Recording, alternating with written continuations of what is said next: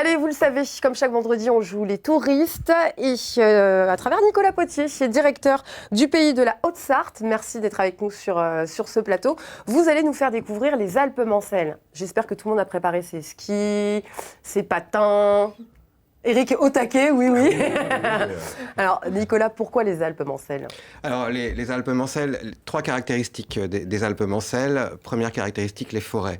La Sarthe est le département le plus boisé des Pays de la Loire, 113 000 hectares de forêts. Dans les Alpes-Mancelles, on est sur un terrain avec effectivement beaucoup de forêts, dont une forêt domaniale de plus de 3 000 hectares. Deuxième élément, c'est l'eau, c'est la Sarthe. Ce sont des terres humides, des étangs, des lacs. Et donc, la Sarthe a façonné un paysage en creusant des méandres sur ce territoire. Donc, troisième élément, le relief et un environnement, une impression de montagne dans les Alpes-Mancelles. Donc, les Alpes-Mancelles, le terme est apparu très tôt, début du 19e siècle. Et a été surtout mise en lumière par Georges Durand, le créateur de l'ACO et des 24 heures du Mans, qui a créé l'Automobile Club de l'Ouest, la structure qui porte aujourd'hui le circuit des 24 heures du Mans. Et donc Georges Durand, qui est natif de Fresnay-sur-Sarthe, a créé le premier syndicat d'initiative à Fresnay-sur-Sarthe pour faire la promotion des Alpes-Mancelles. Donc les Alpes-Mancelles, très tôt, je vous dis, début 19e siècle, sur des écrits, on parle d'Alpes-Mancelles, d'impression de montagne sur ce Grand Ouest français. Bon, inutile de prendre ses skis, et même si c'est vrai que ça fait partie des départements où il fait plus froid en Pays de la Loire. Oui, un territoire un peu plus frais, mais au-delà des skis, c'est un terrain idéal pour les activités de pleine nature, pour la randonnée, pour le canoë, randonnée pédestre, équestre, VTT, cyclotourisme. Donc c'est un paradis idéal pour tous ceux qui veulent pratiquer une activité en extérieur dans un cadre magnifique. Alors, on va pouvoir découvrir les Alpes-Mancelles à travers 5 itinéraires thématiques. Et le premier que vous allez nous faire découvrir, c'est celui à faire en famille. Alors, quand on est en famille, papa, maman, les enfants, les frères et sœurs, que fait-on ? Alors, en famille, plusieurs activités. On peut commencer par des sentiers d'interprétation sur le territoire qui ont été aménagés pour appréhender la faune, la flore, le relief local. On peut également pratiquer sur Sillé-Plage, donc au bord d'un lac de 17 hectares, toutes sortes d'activités, du pédalo, du canoë, des pistes cyclables. Tout au long de l'année ? Tout au long de l'année. Le lac de Sillé-le-Guillaume est un endroit complètement atypique, complètement dépaysant, par tous les temps, un endroit pour se ressourcer en famille, avec, je vous dis, une multitude d'activités à faire autour de ce lac. Donc Coco-Plage ? Coco-Plage, oui, du nom de Gabriel Coco, qui a installé la première restauration sur le lac très tôt. C'est un lac qui est très connu en Sarthe. C'est une plage, la plage voilà, Coco-Plage, qui a été rebaptisée la plage de Sillé. Il y a les jardins également ? Plusieurs jardins sur le territoire. Alors je vais commencer notamment par le conservatoire de la pivoine au château de Sourches. Plus de 2000 pieds de pivoine venus du monde entier qui ont été replantés dans les douves du château à Saint-Symphorien. Le Gassot, territoire de prédilection pour, encore une fois, pratiquer soit du VTT, soit venir profiter d'activités culturelles, des expositions, des concerts tous les dimanches après-midi en été, les beaux dimanches, des concerts gratuits qui attirent de plus en plus de monde. Une activité équestre sur le site du Gassot à Saint-Léonard-des-Bois, et puis une activité d'acrobranche spectaculaire, 4 ou 5 circuits pour y passer un jour, 2 jours ensemble. Alors pour les gens qui sont un peu speed comme ça, un petit peu comme moi, on a également une thématique, un itinéraire sensation. Sensation, bien sûr, avec des activités atypiques et sensationnelles. La première activité, c'est le cani-rando.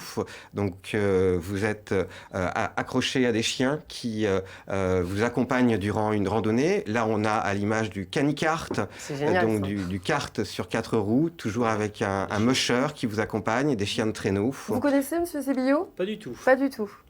Alors, c'est des chiens qui, l'hiver, peuvent vous accompagner avec ce musher dans la forêt de la Petite Charny, donc une activité complètement atypique. Alors le canicart, cani-rando, on a la balade avec Ambaté. une balade avec effectivement un âne que l'on peut pratiquer avec des enfants dès l'âge de 2 ans. Les enfants ne bougent pas sur un âne pendant 2-3 heures dans des paysages sur le bassin des Alpes-Mancelles. Donc les activités en plein air, on l'a dit, vous l'avez évoqué tout à l'heure, le canoë, l'escalade, parcours acrobranche, randonnée. Et il y a également, on peut faire également de l'ULM et de la montgolfière. De l'ULM, de la montgolfière et puis du saut à l'élastique à Saint-Georges-le-Gautier depuis un viaduc 45 mètres de haut et vous sautez dans le vide accroché à un élastique. Vous l'avez fait, vous ? Oui, je l'ai fait une fois. Sensationnel. Ah ouais, j'imagine. Ça vous tenterait, ça ? Impossible pour moi. C'était Vio. Ah oui. Vous l'avez fait ? Non, pas du tout. Mais vous le feriez ? Ah non, non. Pas du tout, bon, on est pareil, on se boira un café pendant que ce soda. Allez, puis après la sensation, peut-être un peu plus de douceur. Oui, de la douceur en visitant des villages atypiques. Alors le Nord-Sarthe, les Alpes-Mancelles sont sur un terrain de grès armoricain. Donc on a effectivement toute une architecture en pierre de Roussard. Donc c'est une pierre avec du fer sur des teintes rouges. Donc une architecture très atypique, très spécifique des Alpes-Mancelles. Donc qu'on retrouve à travers différents villages et puis des petites cités, dont des cités de caractère comme Fresnay-sur-Sarthe. La petite cité de caractère, la fameuse. La fameuse, Fresnay-sur-Sarthe, perchée sur un écrin rocheux, avec une poterne qui date du XIe siècle, des petites ruelles, des petits endroits où se dégagent des atmosphères bien particulières, bien sereines. On a toujours beaucoup de plaisir à se balader dans Fresnay-sur-Sarthe.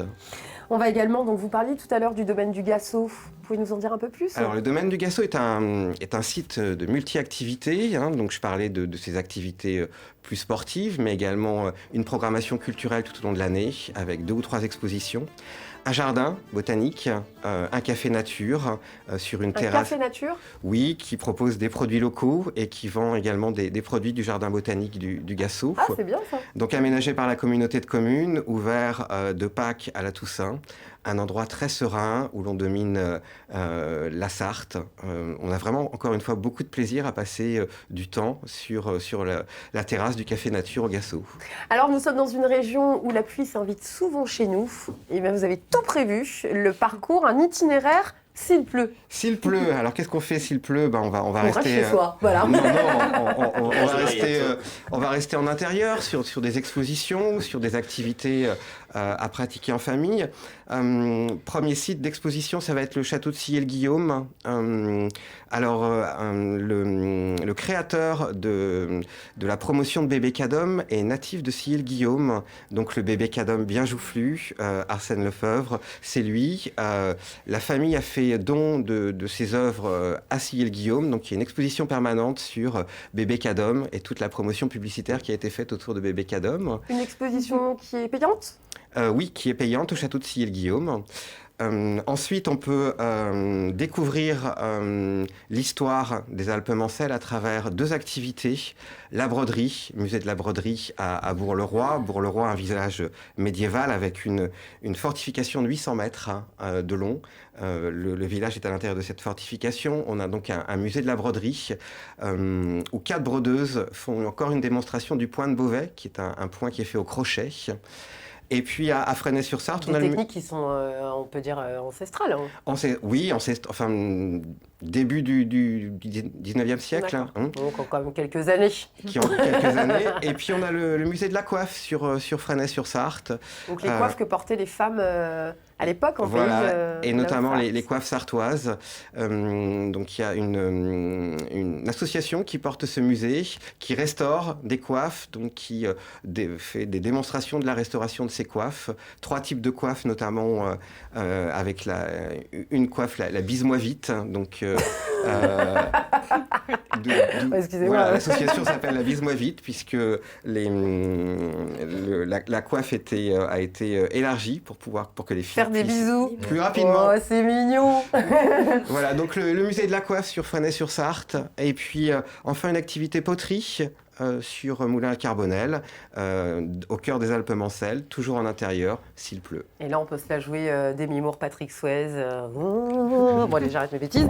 On termine ce parcours des Alpes-Mancelles en terminant forcément par le patrimoine. Le patrimoine, un patrimoine extraordinaire sur les Alpes-Mancelles, donc fait notamment de pierre de Roussard, un patrimoine très ancien, puisque dès le XIe siècle, le Maine était entièrement couvert de seigneuries, donc on a des mottes féodales, on a des châteaux, on a des manoirs, une activité, là on voit le château de Sourches, un château Renaissance magnifique. Voilà, pléthore de patrimoine à découvrir, un patrimoine extrêmement bien restauré, mis en valeur sur le territoire. Et puis, ce parcours sur le patrimoine peut se terminer à Piacé, puisqu'un ouvrier de Le Corbusier était natif de Piacé, a voulu créer une ferme radieuse avec Le Corbusier. Donc, Ça fait réagir à Nicolas. Donc il y a une association qui aujourd'hui anime ce patrimoine autour de Norbert Bézard, Le Corbusier, une exposition d'art contemporain tous les ans. Avec des activités autour de cette ferme radieuse. Donc du patrimoine médiéval au patrimoine contemporain. Nicolas Potier, merci beaucoup. Rapidement pour terminer, on se rend comment à la Tyrolienne dans les Alpes-Mancelles? Non, je rigole. 1h03 depuis Nantes. Oui. 1h03 depuis Nantes. On peut faire un aller-retour sur la journée, sur 2 jours. Et puis si on souhaite faire l'aller-retour sur la journée, on a quand même un patrimoine culinaire aussi sur le territoire. On peut commander un pique-nique.